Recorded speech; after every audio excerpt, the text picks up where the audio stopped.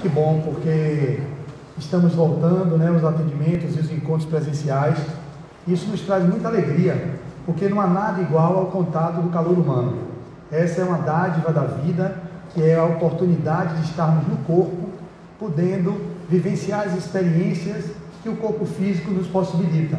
E uma delas é a troca de fluidos e energias vitais no encontro com as pessoas que nós gostamos, com aquelas que também nós não simpatizamos tanto, mas que são contribuição para de alguma sorte fazer com que nós reparemos ou lapidemos as nossas arestas e consigamos fazer o caminho na busca do aprimoramento intelecto-moral. Então esse é o propósito de estarmos aqui, nada mais nada menos do que estarmos no movimento do encontro, para que no encontro possamos nos desenvolver. E é nesse envolvimento que temos com cada um dos seres que nos encontramos que nós podemos alcançar um desenvolvimento intelecto-moral, espiritual, a ponto de nos trazer a tão sonhada pacificação, a tão sonhada evolução, a tão sonhada plenitude do ser. O tema de hoje, como o Selminha falou, é o tema que é uma pergunta: como anda a minha saúde psicoespiritual? Quando a gente fala como anda a minha saúde psicoespiritual, a gente parte da premissa de que nós não temos apenas que cuidar da saúde física. A gente poderia ampliar esse termo dizendo até a saúde bio-psico-sócio-espiritual, transexistencial, relacional, palingenésica e o que mais vocês quiserem colocar. A multidimensão do entendimento da saúde, ou melhor, a concepção de saúde deveria ser ampliada. A Organização Mundial de Saúde traz uma definição que a saúde é o completo bem-estar físico, psíquico e emocional. Nós acrescentaríamos espiritual e todas as outras vertentes que devem ser contempladas, porque não há como nós termos saúde apenas cuidando da saúde física. Não há como ter saúde só cuidando da saúde social, econômica, financeira. Não há como ter saúde no corpo só cuidando do psiquismo. Não há como ter saúde no corpo só cuidando dos valores do espírito. É preciso ter essa abordagem que seja multidimensional. Aí, salvo engano, o benfeitor Emmanuel, no seu livro, se eu não me engano, não lembro o nome do livro, ele vai dizer que a saúde é o completo bem-estar da alma. Não sei se está ipsis literi ou ipsis verbis, mas é mais ou menos isso. Saúde é o completo bem-estar da alma.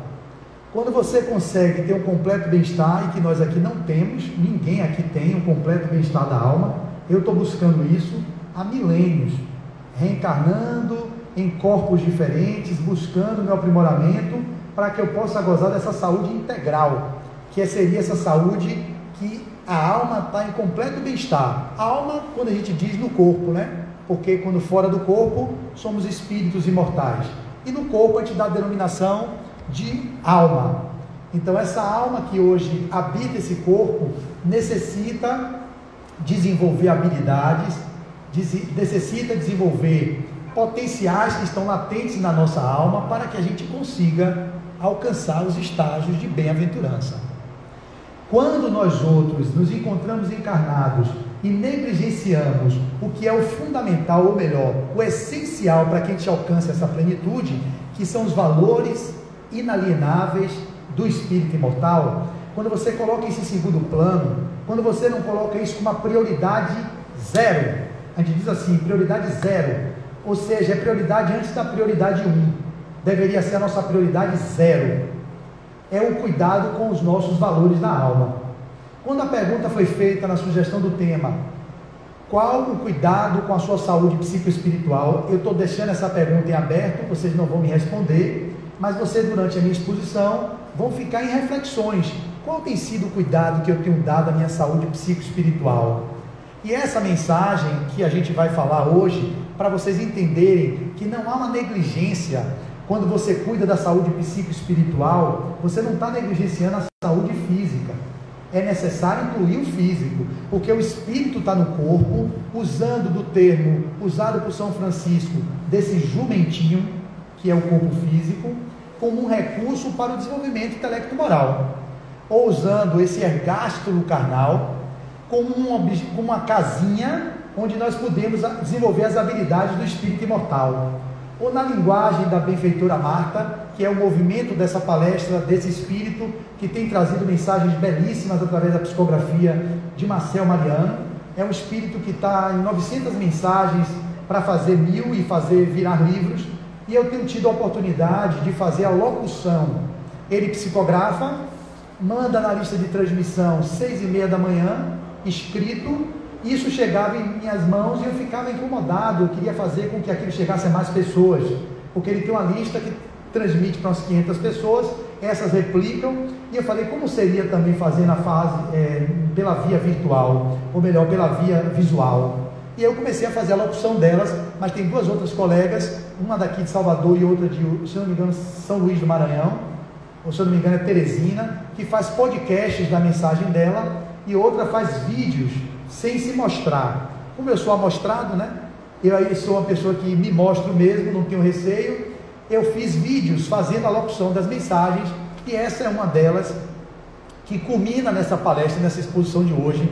Vocês vão ver o teor da capacidade que esse espírito escreve, com a complexidade e ao mesmo tempo a atualidade do tema que ela traz todo dia, só para vocês entenderem, é de domingo a sexta, mas nunca tem sábado. Hoje teve, e eu não gravei ainda. Eu não sei porque ela publicou hoje, alguma coisa séria, porque ela publica de domingo a sexta. Sábado é a folga que ela dá a Marcel, que é o médium. E aí quando eu perguntei a Marcel, você acorda que horas para mandar essas mensagens? 6h20 da manhã. Ele falou 4h20 da manhã, todos os dias. Todos os dias. 4h20 para poder preparar a minha mente com leituras edificantes, preparando meu psiquismo. Quando dá 5 horas, 5 e pouca da manhã, eu me sento na escrivaninha, desacoplo-me do meu corpo, ou seja, faço um desdobramento, né, me dissocio, fico distante, olhando a benfeitora escrever através das minhas mãos. E ela, para que eu não contamine o que ela vai escrever, eu tento contaminar meu pensamento, ou seja, mesclar meu pensamento com mensagens de Emmanuel, Joana de Ângeles, André Luiz, Manuel Flamengo Miranda. Ele leu um monte de texto desses autores para confundir as palavras, para que quando ela vai escrever, ele não esteja no lugar de querer falar no lugar dela. Isso é um médium consciente que quer se tornar um cadinho, ou melhor, um frasco, o mais, entre aspas, isento possível. É muito difícil essa isenção 100% para que o espírito se comunique através da gente, porque a gente tem as nossas condições impregnadas no psiquismo, e de alguma sorte a gente interfere pouco ou muito na comunicação do espírito comunicante, né? Tem médios mais treinados que termina diminuindo essa margem. Então Marta, ela vem trazer essa mensagem que ela postou no dia 27 de julho de 2022 e que eu dispus no meu canal do YouTube, que é Flávio Nery de Azevedo. Lá no meu canal vocês podem se inscrever, ativar o sininho, comentar, que lá eu publico de domingo a sexta-feira, e hoje eu vou ter que gravar quando eu sair daqui, vou fazer a locução da mensagem de hoje e vou disponibilizar no canal também. Mas também eu disponibilizo o link via WhatsApp. Como ele manda o texto, eu mando o link que vocês vão no canal do YouTube. Lá na descrição tem também a mensagem escrita, quando ela cabe, que às vezes tem 5.000 caracteres e o YouTube só consegue conceber até 5.000. Quando ela escreve 6.000 caracteres, eu não tenho como colocar. E tem mensagem de 3.000. Então quando é até 5.000, eu publico na íntegra a mensagem dentro da descrição do vídeo, que vocês podem ouvir, mas também podem ler. Eu diria, ela no mesmo nível, top de linha assim, de Joana de Ângeles. São as duas mulheres do movimento espírita que mais eu me sintonizo. Joana de Ângeles e agora Marta, que breve vocês terão um livro dela, que ele deve publicar pela Federação Espírita Brasileira ou pela Leal Editora. Deve ser pela FEB, para dar mais, entre aspas, mais legitimidade nacional, porque a FEB tem uma inserção em todos os municípios do país.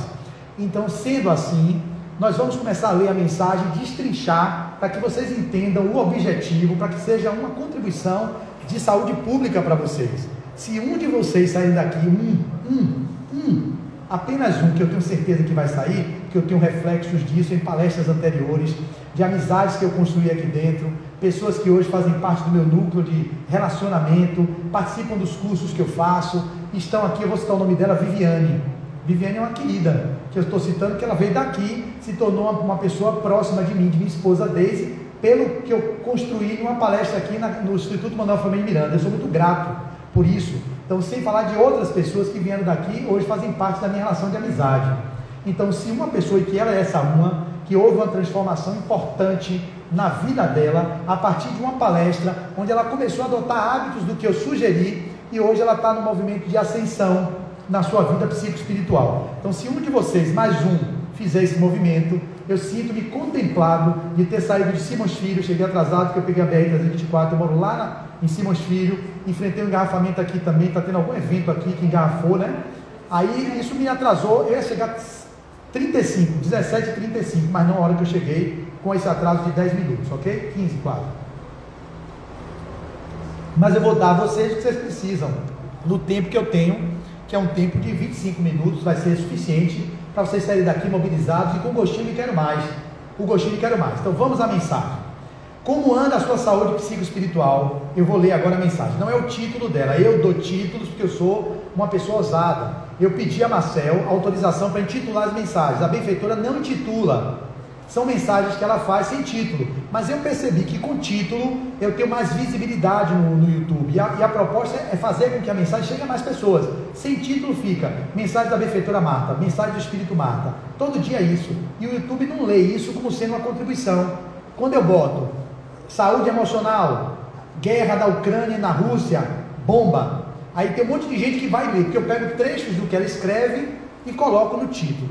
Então vamos à mensagem de hoje. Eu falei assim, a saúde, o esporte, eu dei um nome que eu não lembro mais qual foi, mas foi assim, o esporte, o uso do esporte para a saúde física e o cuidado com a saúde emocional. E eu transmutei isso nessa pergunta. Vamos lá. Não é de hoje o estímulo ao esporte, é prática de atividades coletivas que impulsionem, ou a prática de atividades coletivas que impulsionem o ser a sair da vida sedentária. Então isso é fato, que não é de hoje que o esporte é uma das recomendações como forma de atividade física para que a gente possa sair do sedentarismo. Olha que coisa o que ela vai fazer. Desde a velha Grécia, quando começaram os tradicionais Jogos Olímpicos até os tempos modernos, a cada 4 anos temos o maior evento esportivo do planeta, capaz de eletrizar bilhões de espectadores em torno da superação de recordes. O homem mais veloz do mundo nos 100 metros rasos, o decátulo disputadíssimo, o remo, a natação, os jogos de quadra, o atletismo. A cobiça por medalhas, o surgimento de novos heróis olímpicos e homens e mulheres no limite das forças, buscando a perfeição do movimento. É o que as pessoas tendem nas Olimpíadas, né? Dos esportes que estão aí, sendo Copa do Mundo e tudo mais. Vamos lá. Cá fora, longe das piscinas olímpicas, aí eu falo de esportes que eu faço, né? Porque eu nado, eu sou nadador, eu já nadei Mar Grande Salvador 2 vezes, e a gente sabe as maratonas aquáticas, Ana Marcela, pentacampeã do mundo, campeã olímpica, então me atrai muito as maratonas aquáticas. Eu nadei lá da ilha Itaparica, da Praia do Duro até o Porto da Barra 2 vezes, são 12 quilômetros. Mas o que é que quer dizer isso? Esses seres atléticos que buscam a superação das suas condições físicas ao extremo, às vezes, da lapidação do corpo, no culto ao externo, no culto à estética, no culto à beleza, ela vai falar tudo isso aqui, no culto à tentativa de superação dos limites do humano, da condição orgânica, batendo recordes, ganhando medalhas, e que quando você negligencia o que é o essencial, que é cuidar das emoções, cuidar do ser espiritual que você é. É isso que ela vai dizer, e é isso que vocês têm que estar atentos, nem prescindir dos valores do espírito, e nem por isso deixar em segundo plano o cuidado com o corpo. Não é essa a proposta dela, e na mensagem, se isso ficar claro para vocês, eu sinto satisfeito com minha tarefa de hoje. Mas quem entender que ela está falando contra isso tudo e a favor só do outro lado, não entendeu nada do que eu estou dizendo. O que eu quero dizer é que nesses movimentos que eu me vi, e eu posso falar com propriedade, porque vivia a competição desgastante, nadando de segunda a domingo, tendo que acordar às 5 da manhã, aquela piscina da Vila Olímpica que vocês conhecem na Fonte Nova, geladíssima, que demoliram para fazer a nova Fonte Nova. A gente treinava às vezes 5h30 da manhã, tinha que correr no dique para aquecer um pouquinho, caía na piscina, treinava 5.000, 6.000 metros nadando. Isso é uma coisa altamente espoliadora. Para a gente conseguir nadar os 12 quilômetros da Mar Grande de Salvador, a gente treinava 6.000. Edivaldo Valério também dessa região daqui de Itapuã, o pai dele também acho que anda por essas bandas de cara, e tem lá na Associação Atlética Banco do Brasil, se eu não me engano, uma escolinha de natação, um grande nadador baiano, que acho que não fez nunca Mar Grande de Salvador. Foi nosso medalhista olímpico, né, em terceiro lugar no revezamento, mas acho que ele nunca nadou a Mar Grande, está até se propondo a nadar. Eu lembro dele nadando 50 metros e ganhando de todo mundo. A gente tinha um sacrifício, por isso que muitos atletas se aposentam. Eu jogo vôlei de praia, agora eu estou vendo o Wallace, que é o jogador do vôlei de quadra, que estava aposentado, voltou para substituir Alain, que é um outro atleta que rompeu o tendão de Aquiles, pelos estresses constantes dos treinamentos, que são exaustivos, precisou sair da aposentadoria para começar ontem jogando o Mundial de Vôlei contra Cuba, que eu acompanhei, tomando 2-0, virou para 3-2. O esforço desses atletas são esforços sobre-humanos, que às vezes se afastam da família, se afastam da sua vida social, para um objetivo de medalhar, para ser campeão do mundo. Mas o que eles estão fazendo no cuidado com a saúde psicoemocional? Será que eles estão tendo o mesmo empenho? E aí não vem nenhuma crítica, porque a mensagem é para trazer clareza, o mesmo cuidado com a saúde psicoemocional, que é aquilo que você levará além do corpo físico. Mas muitos de nós não nos concebemos além do corpo físico, achamos que somos apenas corpos que têm uma alma e que quando esse corpo morrer, vai acabar. Nós não nos concebemos espíritos imortais vivendo a experiência humana. A gente acha que é ser humano vivendo a experiência espiritual. É o contrário, nós somos seres espirituais vivendo uma experiência humana. Quando você muda a premissa e a concepção, muda todo o entendimento da vida. As pessoas, de modo geral, são materialistas, e mesmo nós espíritas, católicos, umbandistas, candomblecistas, protestantes, somos também materialistas, porque apesar de acreditarmos na alma, vivenciamos no mundo como se a vida do corpo fosse a única. Nós não concebemos os valores da alma como potenciais que serão levados além da morte física. O espírita é reencarnacionista, o budista também, o hinduísta também, e outras religiões também são reencarnacionistas. Nós deveríamos, ainda mais que já sabemos que a vida não acaba com a morte, cultivarmos os valores da alma, cultivarmos os valores do espírito. E mesmo assim, que sabemos que nós somos imortais, que vamos voltar em outros corpos, entrando em corpo e saindo de corpo, mas nunca saindo da vida, porque a vida é única, como dizia Paulo de Tarso. E às vezes nossos irmãos evangélicos acham que a gente não está seguindo os postulados bíblicos do Novo Testamento ou do Velho. A gente interpreta a luz do Espiritismo, que é o Consolador prometido pelo Cristo, que Jesus falou que enviava, e já chegou em 1857, com o Livro dos Espíritos. Eles estão esperando Jesus voltar. Jesus já veio, já veio com a codificação.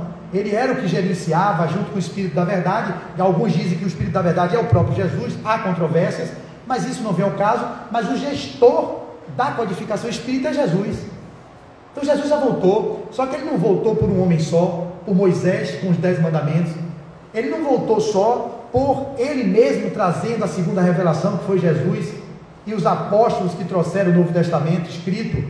Ele traz soprando através de espíritos em tudo que é lugar, para deixar conosco o legado, que mesmo que tentem sufocar o espiritismo, não conseguem, porque os espíritos estão aí em tudo que é lugar. Se matar aqui matasse Kardec, viria Leon Denis. Se Leon Denis não desse certo, viria outra pessoa. E existiam espíritos preparados para fazer com que a codificação viesse e que o espiritismo fosse essa doutrina consoladora. Então, nessa fala minha, que é chamando a atenção para que vocês reflitam sobre a importância da saúde psicoemocional, ela vai dizendo assim, continua dizendo: cá fora, longe das piscinas olímpicas e das raias das disputas várias, muita gente é alquebrada por distúrbios que obstam a saúde. Muita gente. Como estão essas pessoas? Ela vai continuar: depressões galopantes, transtornos alimentares de conduta, desafiando a medicina e a psiquiatria. Poderíamos afirmar com segurança avassaladora que o ser humano nunca foi integralmente saudável. Anomalias e teratologias sempre o acompanharam na trajetória do mundo, ora se refletindo em harmonias físicas, ora em comportamentos incompatíveis com o equilíbrio. Exteriorizando distúrbios de natureza emocional e psíquica, nunca se praticou tanto esporte como nos últimos 150 anos. Por isso que eu estou falando dos esportes, porque ela está falando dos esportes. A mensagem é para falar também dos esportes. Nunca se praticou a nossa febre por futebol, que é o chamado ópio do povo também. Né? Dizia que Marx falava que a religião era o ópio do povo, quando ela embota a psique. Nós sabemos que não é como ele disse, mas a gente entende que quando a gente fica alienado nas religiões, nós ficamos hebetados como massa de manobra na mão de líderes religiosos. O que o Espiritismo não faz, ele empodera vocês a fazer escolhas através do livre-arbítrio. E hoje nós temos um grande ópio do povo, que é o futebol, que é o que atrai as multidões para os estádios, onde lá podemos fazer as catarses, liberar as nossas tensões, colocar para fora as nossas paixões, as nossas energias recalcadas, reprimidas, quando damos os palavrões, fazemos a expressão daquilo que está reprimido, gritamos, brigamos, e às vezes sai com lutas entre torcidas, que é uma coisa que é indigna e que é deplorável que isso ainda aconteça em pleno século XXI. Então os estádios de futebol, em uma versão mais moderna e lapidada, são as arenas de antigamente do Coliseu de Roma, onde os gladiadores entravam para matar e para combater entre uns e outros com as espadas. A gente foi evoluindo historicamente, obviamente que a gente não tem os gladiadores no mesmo nível que era no passado, que chegava à morte, mas temos as arenas do MMA, não é uma crítica, mas é uma análise, onde todos se reúnem em volta de um octógono, vendo um irmão dando murro no outro até ensanguentar, e no final eles têm uma proposta, né, de solidariedade, se abraçam, tudo bem, mas é algo primitivo. Nós temos que reconhecer que é primitivo. É um esporte, mas é um esporte primitivo, ensanguentar, mas a nossa sede humana de ainda haver violência. A gente tem rinhas de galo, onde a gente bota um galo para brigar com o outro até a morte, onde a gente tem rinhas de cachorro, pitbulls, onde bota um pitbull para matar o outro. Então os seres humanos estão nesse nível. Então a gente não está muito assim fora daquele lugar do primarismo que nós nos encontrávamos, não. Melhoramos um pouco, mas precisamos melhorar muito mais, porque a nossa saúde mental, a nossa saúde psicológica e espiritual, ela está sendo colocada em segundo plano. E é isso que a benfeitora vem nos dizer. E aqui repito, eu assisto futebol, eu assisto eventualmente lutas de MMA, só não assisto lutas de bicho, né, que eu acho um absurdo. Mas é verdade que é primitivo. O futebol ele traz um prazer, que é falar de futebol aqui no país do futebol. Eu estou risco de ser apedrejado. Fui criado vendo o Bahia jogar, meu pai era Bahia e continua sendo, via Léo Oliveira, Osni, Bobô, ia ver Charles, mas eu ia com segundas intenções. Eu era uma criança interesseira, e eu contava isso aqui e vou recontar. Meu pai, quando ia para Fonte Nova, que o Bahia ganhava, eu e meu irmão pequenininho, ele jogava a gente para cima com aquela alegria: Bahia, gol do Bahia, gol do Bahia. Eu digo: meu pai, que maravilha o Bahia, ele vai, meu baleiro, me dá ali um sorvete, ele tome, olha o algodão doce, pegue. Aí eu aproveitava aquela euforia dele do gol. É o gol agora de novo, olha ali. Ele ficava assim com o pé, ó. Gol do Bahia, Flavinho. Eu digo: meu pai, gol do Bahia. Olha ali, ó, o chocolate choquito, venha. Olha ali, pegue. Aí quando passava a euforia do gol, ficava retado. Eu chegava e já percebia desde pequeno: olha, eu não posso pedir nada, que agora foi gol de vitória, eu não posso fazer nada, tem que ficar quieto. Ficava quietinho. Ele assim: vai, socorro. Cala a boca, socorro. Aí eu digo: meu Deus do céu, não pode falar nada. Aí quando o Bahia viu o gol de novo, que ele abraçava, aí naquele lugar todo mundo se une: o pipoqueiro, com o vendedor de picolé, com o empresário, com o gerente, com o gestor, com o médico, com o advogado. Todo mundo é uma única massa. É onde deveríamos viver na sociedade desse jeito, sem distinções de classe, de cor, de raça, ou de nível de orientação sexual que fosse. Lá no estádio vocês têm isso, é uma coisa positiva, onde vocês podem se unificar. Quando não tem arquibancada geral, que tinha antes, né, que a gente ficava na geral às vezes, recebia aquele saco de xixi na cabeça, que era um absurdo. Eu vivi tudo isso. Meu pai viveu na época com a Fonte Nova, que disse que a Fonte Nova ia desabar, que minha mãe ia morrer junto com ele, e ele não deixou minha mãe morrer. Estouraram, estava um boato que a Fonte Nova ia desabar, e aí jogaram uma lata, estouraram, ele pegou, todo mundo saiu correndo, foi pisoteado, morreu um monte de gente. Meu pai pegou minha mãe, que também ia correr com a multidão, segurou ela no gradil assim: daqui você não sai. Ele conta isso, ele, poxa, teve maturidade na hora de agonia, que a gente não tem, saiu um pisoteando o outro, ele parou: não, daqui você não sai. Ficou aqui segurando ela na grade, ele querendo: Gabriel, vamos correr, Não, aqui você não sai gente morrendo assim, ele vendo, e ele sobreviveu. Vocês mais velhos devem lembrar, né? Quando a Fonte Nova disse que a Fonte Nova ia desabar. Enfim, então eu falo do futebol, mas é uma coisa que eu vi para que quando eu passar aqui no corredor, eu não receber pedrada e vocês quererem me bater lá fora, pelo amor de Deus. Então, a ideia que ela vai trazer ela continua dizendo, nunca se praticou tanto esporte como nos últimos 150 anos. Cooper, jogging, halterofilismo, caminhadas e etc. E justamente nesse período, as inquietações se multiplicaram indefinidamente no seio da sociedade terrestre. Nunca as preocupações com a saúde e bem-estar foram tão gritantes como nos tempos atuais. Máquinas sofisticadas e quase que inteligentes reduziram drasticamente a atividade braçal e também intelectual, mas esse ócio tem cobrado um preço muito alto das atividades remotas, online, mas esse ócio tem cobrado um preço muito alto, que a gente tem das tecnologias que avançaram, mas as pessoas estão muito mais sedentárias e acomodadas. Olha o que ela vai falar. Atividades remotas online dominam o atual cenário do mercado de trabalho, mas por detrás das telas azuis, uma legião de paralíticos do espírito. Ela é assim, viu, gente? Paralíticos do espírito, obesos da alma, deficientes morais. Essa é a realidade.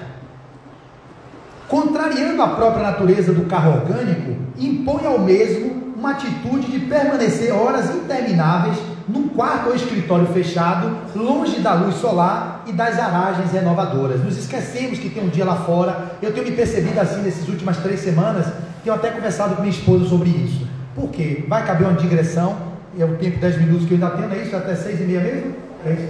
Então, vou fazer essa digressão, porque eu acho que trazer a vida da gente no cotidiano traz vocês mais um contato com o que eu estou dizendo do que aqui apenas. O que é que eu quero dizer sobre isso?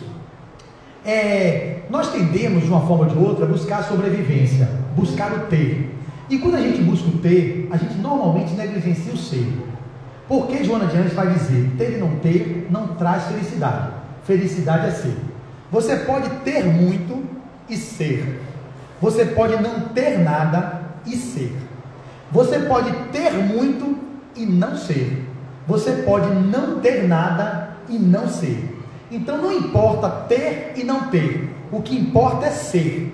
Um rico ele vai transitar na riqueza com a harmonia espiritual necessária, cultivando os valores da alma, cuidando da saúde psicoemocional, para que ele não se perca no ter, na luxúria, na lascívia, na concupiscência, na busca pelo prazer, na busca da reforma do jumentinho, ou do ergástulo de ossos, ou dessa massa física, em detrimento dos valores inalienáveis do espírito imortal.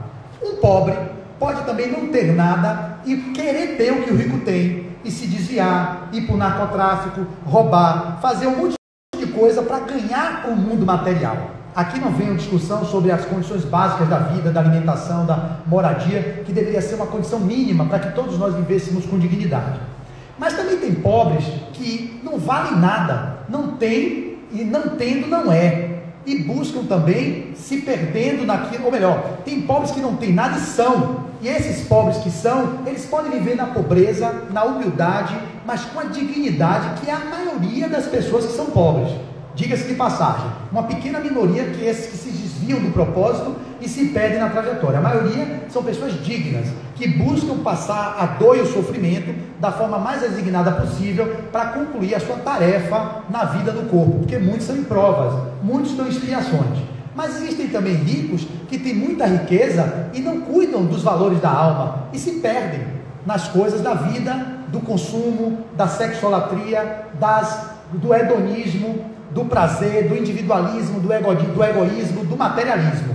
Então aqui não é uma fala sobre ter e não ter, a fala é sobre ser. E nesse momento que eu estou atravessando, eu estou vivendo uma fase de mais ter, eu estou em ascensão, muitos pacientes vindo para o consultório, meus cursos ficando cheios, meus workshops bombando, e com isso, eu que sou vigilante, é diferente de ser invigilante. A maioria busca isso. E quando chega nisso, fica tudo feliz. Olha, está chegando, vamos segurar, quero mais. E não consegue nunca parar. E aí quando tem um baque que perde, que vem uma pandemia que quebrou mesmo de gente, como eu vivi 2 anos de retração econômica total, ganhando 40% a menos do que eu ganhava, eu fiquei com essa baixa, mas eu tinha uma gordura, né, que eu guardei e que me fez sobreviver até agora. De julho para cá que eu estou começando a crescer, ganhando um gás de novo. Só que o que é que está acontecendo? Eu começo a perceber que eu estou me perdendo. Olha como é, eu, vigilante, que tenho um estudo de minha vida há 27 anos de autoconhecimento, faço terapia, tenho leituras na área da espiritualidade, do trabalho do desenvolvimento pessoal, percebo como é fácil a linha tênue de você se perder no ter e esquecer do ser. Mas o que você quer dizer com isso, Flávio? Como é que você está se perdendo? Quando eu percebo agonia para fazer agenda, pessoas me ligando para poder marcar atendimento no consultório, e eu horas, enfim, tentando ajeitar, eu não tenho secretária, eu e ela, eu e minha esposa sozinho, bota daqui, puxa de lá, e aí diz assim, poxa, e aí eu queria fazer o curso seu, aí vai para a agenda de curso, aí daqui a pouco eu quero participar do workshop que eu faço, né, de constelação familiar, aí não tem vaga, abre outra data, aí fica eu e Deise um brigando com o outro, entre aspas, se desentendendo. Desde que tem outra data, tem um bocado de gente chegando, o que é que a gente vai fazer agora? Vamos abrir outro dia de sexta, vamos abrir domingo, aí você começa a ver, se perdeu. Esse exemplo que eu estou trazendo é o exemplo que o empresário vive, que uma pessoa que é vendedor de alguma coisa vive, um vendedor de loja, qualquer coisa, você pode levar esse exemplo do que eu estou trazendo pessoal, para vocês extrapolarem para a vida de vocês, em menor e maior escala, não importa, pode ser a menina que vende coxinha, o menino que vende sanduíche integral na praia, como pode ser o mega empresário que vende carro. A ambição e a agonia para ter, a busca do vil metal, que não é o dinheiro em si, o dinheiro é a energia, ele é extremamente útil se a gente souber usar a energia do dinheiro, mas o problema é que a gente não sabe lidar com a energia do dinheiro, e a gente tende a se perder, mesmo quando não tem, faz de tudo para ter, e quando tem, se perde prendendo-se ao ter, com proteções, com várias formas de controle, para a gente não perder o que conquistou. É carro blindado, é seguro de vida, seguro disso, seguro daquilo outro, e quando você percebe, você trabalha para poder manter o que você tem, e os que não tem, trabalham para sobreviver. O que? O corpo, que precisa, não pode negligenciar, mas não deve ser o nosso único objetivo, que muitas pessoas estão perdidas nisso. Então eu, refletindo sobre isso, analisando com minha esposa, assim, a gente precisa olhar para isso. Fiz uma carta para ela hoje, ela está no curso de análise bioenergética, ela está fazendo a formação de, olha, você está me vendo em casa esses 2 dias, eu não parei quinta-feira o dia inteiro, eu não parei sexta-feira, eu não estou conseguindo gravar Marta na hora que eu gosto, eu estou gravando meia-noite, 1h da manhã, virando o dia, eu estou sentindo que eu não fui para a academia essa semana, que é importante cuidar do corpo, eu não estou nadando, que eu nado 2 vezes na semana e malho 3 vezes, e às vezes eu faço um outro esporte, que é o vôlei de praia, que lá tem uma quadra de areia, que eu jogo sexta e jogo quarta. Eu digo, meu Deus, eu tenho quantos dias que eu não vou na academia, quantos dias que eu não jogo vôlei, quantos dias que eu não nado. Quando começa a acontecer isso, significa que está tendo alguma descompensação.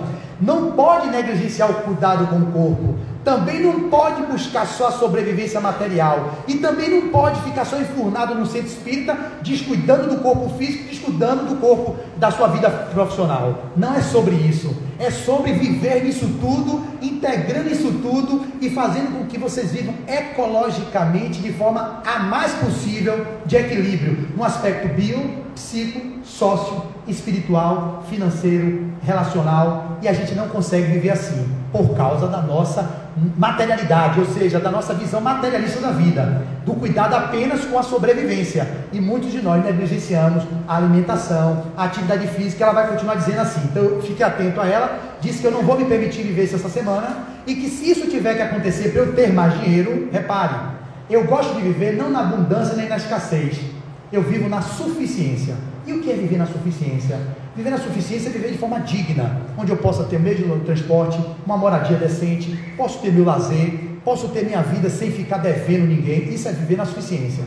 Para outros, eles querem abundância, eles já estão na suficiência, mas eles querem 2 casas, 2 carros, casa de praia, casa de campo, fazenda, gado, quer ter um carro que vale 400 mil, mas não se satisfaz que é o de 100, vai vivendo sempre buscando TTT, eles não estão mais na suficiência, eles estão na abundância, muito provavelmente vai se perder, perde o contato com o filho, às vezes negligencia a relação com a mulher, às vezes vai para a infidelidade, porque tem a ausência da presença do pai ou da mãe dentro da casa, e é assim que a sociedade está vivendo, e não entende por que a gente está com o tecido social adoecido, e vivemos do jeito que nós estamos vivendo. Então, nessa perspectiva, eu tenho 3 semanas disso, só 3, eu sou frouxo, já disse a ela, não aguento, sigo que ela gosta de trabalho, ela é mais assim do trabalho, não vou falar sobre ela porque ela não me autoriza, mas ela gosta mais do trabalho, para ela é de boa, se ela não for para academia, para ela é de boa se ela não estiver indo para o centro, para ela é de boa se ela não estiver no grupo social, como eu tenho a ONG, o Grupo Caritas Salvador, que faço trabalho de rua há 17 anos, quando eu vejo que eu não estou indo para esses lugares,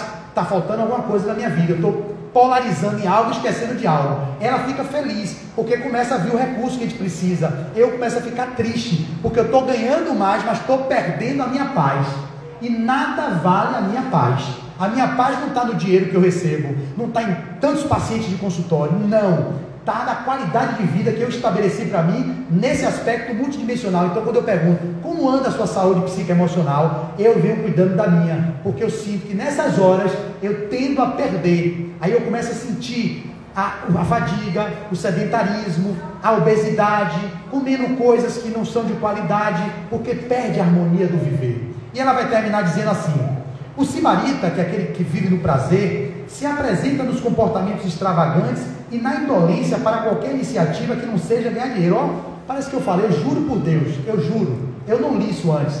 Eu li a mensagem sim, mas eu não li para falar desse assunto que eu falei do dinheiro, eu não tinha lido esse parágrafo, mas está tudo em consonância, porque aqui está sob inspiração dos benfeitores que nos ajudam a falar o que tem que ser dito para vocês. Se tiver o trago, eu agradeço, em nome de Jesus, amém? Porque vocês percebem que eu falo muito pouco, né? Falo devagar, é um cara que não fala quase nada. Mas vamos em frente.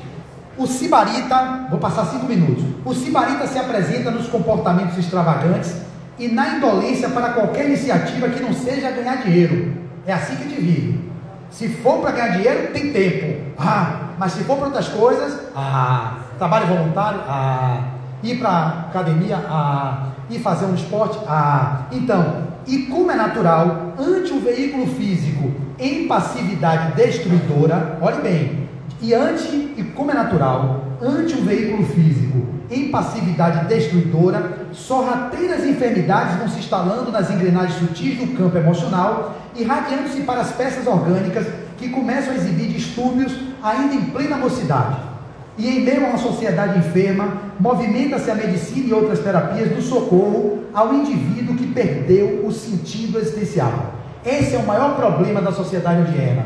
E aí tem uma frase de Nietzsche que diz assim: quem tem para um que viver, sobrevive a qualquer como viver. Se você tem um para que viver, um propósito, você sobrevive a qualquer como. Não importa como você esteja, porque você tem um para quê. Eu vivo para um propósito. Mas quando vocês não têm um propósito, vocês perdem o sentido existencial. E aí vem o vazio existencial, as dores da alma, as doenças psicoemocionais, e aí vem todo esse movimento que a sociedade tem enfrentado. Então, as drogarias nunca tiveram acervo de agentes químicos tão grandes para combater o desinteresse por viver. Os insones encontram cápsulas que induzem o sono necessário ao refazimento das células cansadas, anestésico para ansiedade devoradora, ansiolíticos e antidepressivos em cascata. Não obstante, ruge a fera do homem doente e da mulher enferma, da criança depauperada e do idoso cheio de achaques. Academias sofisticadas atraem multidões atrás de corpos apolíneos, de Apolo, do deus Apolo, modelados em equipamentos de última geração, mas nenhum bisturi ou equipamento do Pilates pode invadir o ânimo do indivíduo assaltado pela desesperança e pela amargura. Relacionamentos frágeis geram mutilados do sentimento. Decepções amorosas contínuas produzem inseguros na família e vidas vazias. Dinheiro abundante e colágeno podem produzir celebridades. Colágeno, né? Pode produzir celebridade, mas internamente o ser está tomado de uma angustiante solidão. Por fora, muitos selfies coloridos, por dentro, uma persistente foto descolorida. risos externos e dentição, que eu nunca vi igual, né? Aqueles dentes assim que são muito bonitos, que eu não botaria, porque fica muito desproporcional. Um dente que você olha, meu Deus, que branco, chega a ser o branco dessa parede. E as pessoas de boa, ok, para quem faz isso, ok, acho que é cabível um clareamento dentário, mas às vezes alguns exageros, né, gente? Eu não sei se vocês concordam comigo. Eu olho assim, essa pessoa não é essa, quem é essa? Não é mais ela. Uma outra pessoa se desconfigura completamente para manter os dentinhos bonitinhos, como a diretora fala. Então, risos externos e dentição invejável, obtida a alto custo. Na intimidade, as lágrimas ocultas, a caminhada solitária e o medo de fechar o ciclo de vida sem a realização íntima. Ó sociedade paradoxal! Quantas conquistas passageiras, troféus na mesa e medalhas nas paredes, vultosos investimentos no mercado financeiro e quase nenhuma preocupação com carência de recursos, mas no íntimo uma realidade bem diferente. E para terminar, e milhões de pessoas na luta titânica pela sobrevivência, os heróis do cotidiano que a mídia não enxerga e nem sempre as redes sociais dão destaque, que são, eles também têm problemas, enfrentam dificuldades, buscam superação, estão nas filas dos postos de saúde, buscando saúde, bolsos vazios, almas cheias de esperança. Dispensa-se em quase nada, mas possui solidariedade com o próximo, sorriem nas próprias tragédias e fazem humor com as suas misérias do cotidiano. Também adoecem, vivem e morrem como todos os outros. Em tua marcha, esteja ela assinalada pela robustez orgânica ou fragilidade dos tojos de ossos. Cuida da saúde física, mas não carimbe a saúde emocional com o selo da indiferença. Vou repetir esse parágrafo. Em tua marcha, esteja ela assinalada pela robustez orgânica ou a fragilidade, que é o que ela chama do estojo de ossos. Cuida da saúde física, mas não carimbe a saúde emocional com o selo da indiferença. Recorda antes de tudo que és o inquilino do apartamento orgânico. Você é um espírito imortal que vive dentro desse estojo de ossos, e não é o estojo de ossos que vocês são. Recorda antes de tudo que és o inquilino do apartamento orgânico, com aviso certo de um dia desocupar o condomínio corporal, sob imperiosa ordem de despejo manejada pelo meirinho da morte. Prioriza a tua saúde íntima, a única que vai estar contigo onde estiveres e para onde fores. Enquanto essa mudança definitiva de plano não chega, abandona esse leito de indiferença, ergue-te em espírito e movimenta teu corpo nos parques e nas praias, nos jardins e áreas verdes, ofertando ao teu burrinho os ingredientes indispensáveis para a manutenção da saúde possível, te permitindo atravessar as rudezas da estrada em clima de paz interior. E para termina aqui, ela diz: incorpora ao teu existir momentos de oração e silêncio interior. Quantos de vocês estão se dando esse tempo de levantar e meditar, de fazer silêncio ao final da tarde, de fazer uma prece antes de dormir? Quantos negligenciamos isso tudo, mas não negligenciamos o manter o culto à forma e à estética e a busca do ter? Exercita a euforia, a eutimia e a euritmia. E quando alguma dúvida se interpuser entre teu atual modelo de vida e tua disposição de mudança, pergunta a ti mesmo: e se Jesus estivesse no meu lugar, que atitude adotaria? Fazendo de conta que está no lugar dele, decide. Teu ontem, imodificável. Teu amanhã, expectativas. Teu hoje, tua melhor opção. Pronto para caminhar? Essa é a mensagem da benfeitora Marta. Estejamos atentos a esses movimentos que a nossa alma nos chama, que adianta o homem ganhar o mundo inteiro, como está no Evangelho, e perder a sua alma, que adianta o homem a expandir-se nos bens materiais e cada vez mais amealhando recursos que vão manter a sobrevivência no corpo e desconectar-se do essencial, que são os valores inalienáveis do espírito imortal. Estejam atentos a isso, meus amigos, que Jesus nos proteja, nos guarde, nos guie, e respondam a vocês mesmos, como anda o meu cuidado com a minha saúde psicoespiritual. Que Jesus nos abençoe. Muita paz a todos e até mais.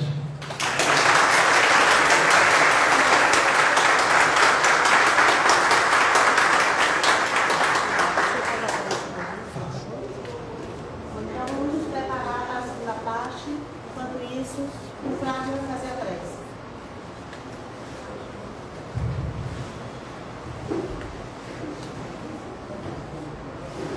Tem uma música? Tem alguma música? Se tiver uma musiquinha, para a gente já ir aquietando, né? Vocês vão fazer o tratamento lá, né, gente? Deixa eu mostrar aqui o pessoal do Instagram, como está aqui essa casa cheia de gente. Aí.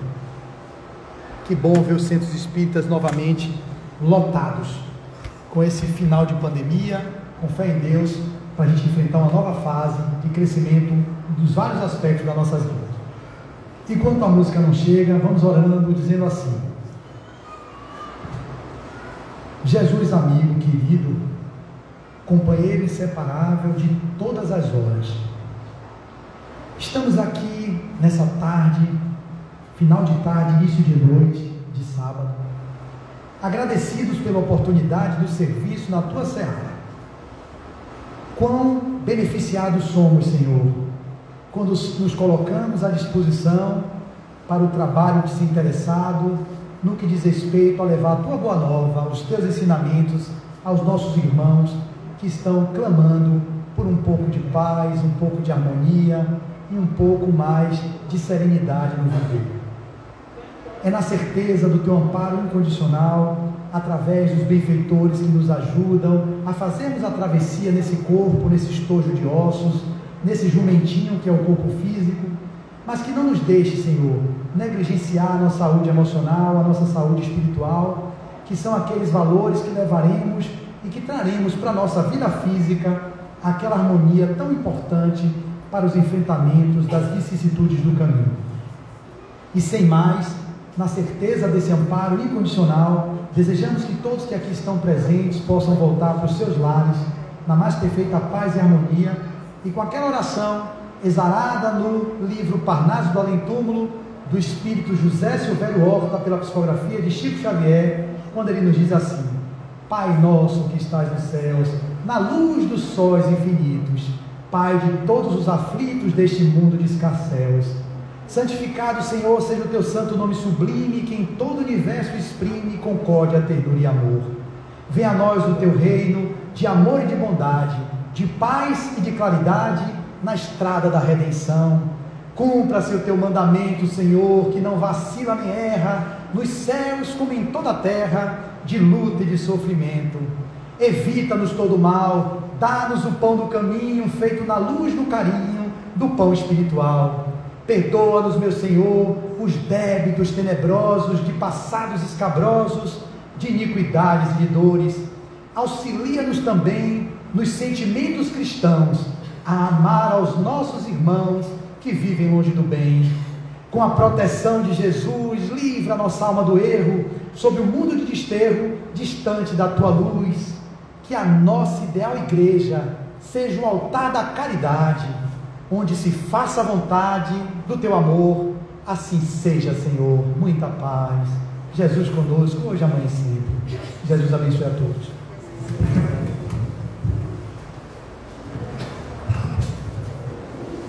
Muito obrigado, minha linda. Eu que agradeço. Não tem problema, foi com emoção. Deixa eu fechar aqui. Deixa eu fechar todo mundo aí, ó. Galera, tchau aí, ó. Deixa eu fechar aqui.